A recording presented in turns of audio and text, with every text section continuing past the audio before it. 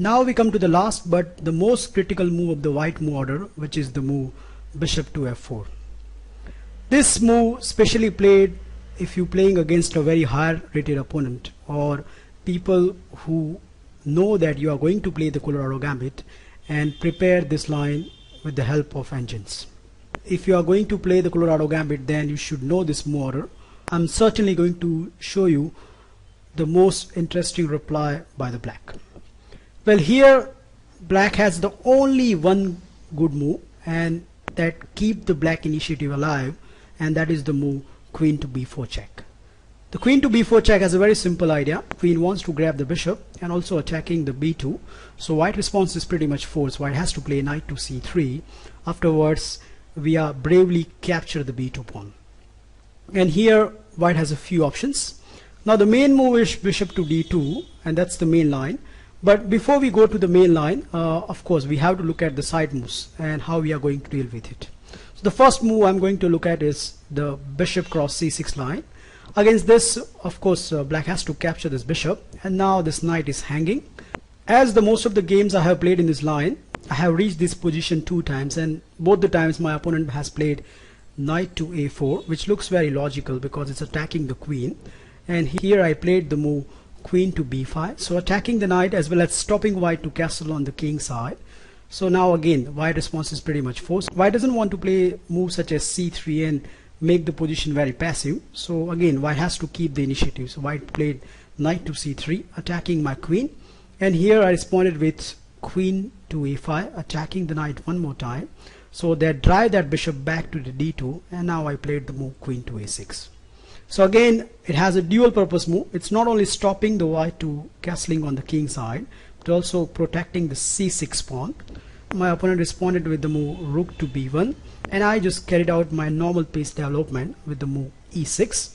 And here my opponent find nothing better than queen to e2. Afterwards I simply exchange the queen, and after king recaptures I played the move c5. So immediately hitting the white center, white capture this pawn, and after I recapture, now bishop cross c2 is looming. My opponent has to deal with that threat, so he played the move knight to d3.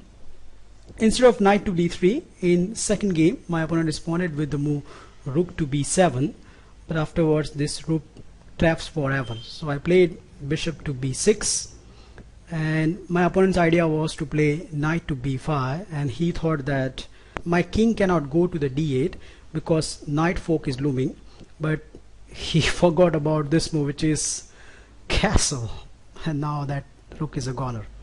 So that's why rook to b7 is a not at all good move. So here my opponent responded with the move knight to d3, which has a merit of attacking the bishop. So I dropped my bishop back to the b6, and now my opponent played knight to a4. So he desperately won the bishop pair, and here I just castle on the king side, and now my opponent grabbed the bishop pair, and I recapture with the a pawn. The game continues like this. So my opponent responded with rook to b2. I played rook to a4, and after f3, which has a merit of stopping my knight coming to either e4 or the g4, I simply double my rook on the a file. Also it hit the pawn on a2, so my opponent defended with the move rook to a1. I simply play the move knight to d7. So it has a cunning idea, which first of all black wants to capture this knight, and afterwards this knight will reroute from e5 to the c4. My opponent here responded with the move bishop to c3. Afterwards I played the move e5, and now my opponent played the blunder move, which is the move knight to b4. Now the game become very easy for me. So I played the move d4 attacking the bishop, and after bishop goes back I played the move bishop to e6.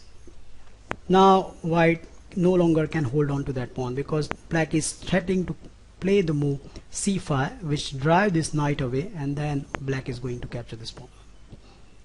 So that is how you can play against bishop cross c6. Second move I want to consider is knight cross c6. Afterwards black has to play this move, which is the move a6.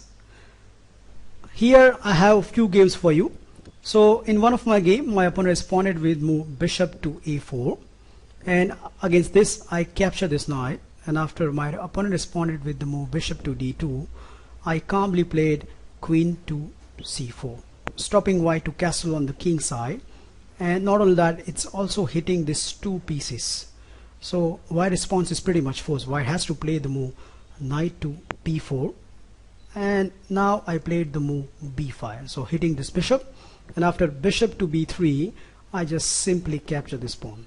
And you can already see white is a 2 pawn down. Further game goes like this. So my opponent castle on the king side. I played the move e6. Fortunately, this move is also hitting the knight, so my opponent has to deal with this knight. Afterwards, I simply developed my bishop and carried on the king side castle. And if black can manage to king side castle, then white position is hopeless. So that is about bishop to a4. The another tricky move white can try at this position is rook to b1, attacking the queen. And again, black response is pretty much forced. So black has to capture this knight, and after bishop to d2, black can play the move queen to e3. And here I have the two exciting game for you. So in one of my game, my opponent responded with the move bishop to b4, hitting the queen, and I just capture the a2 pawn. And now I'm threatening to capture the c2 pawn. And please note, at this position white's two pieces are also hanging. So in this game, my opponent decided to do rook to a1, chasing my queen, and his idea was that once I capture the c2, white will capture the queens. Afterwards, white play the move knight to e4.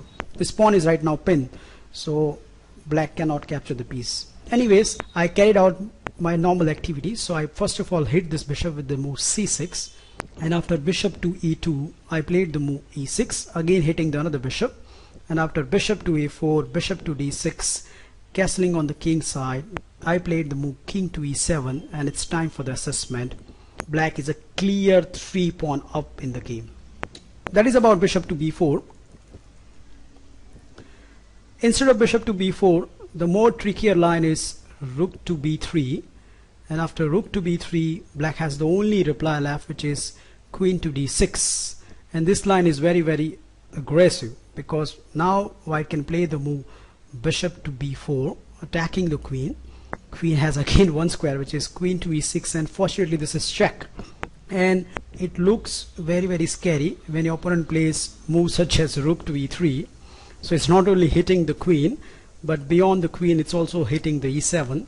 But black has a fantastic reply, which is the move knight to e4. And now you can see the downside of white's piece placements. Not only black is threatening to capture these two pieces, but this knight doesn't have any good discoveries. And in the game, my opponent doesn't find any better than the move bishop to a4. Afterwards, I simply capture this knight.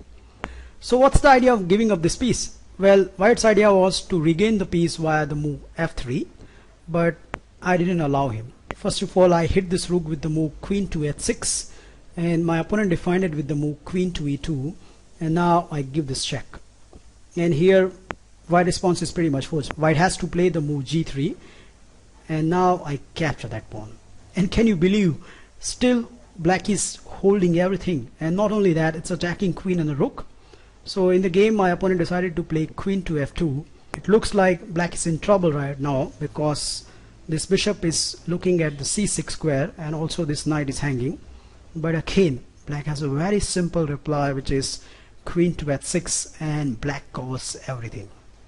White cannot capture this knight with the pawn because his own rook is hanging. Second is, white cannot capture this knight with the queen because the rook is hanging. And the best part is, this queen is also protecting the c6 square. Let's see how the game finished. So here my opponent responded with the move rook to b1, so he desperately wants the piece back.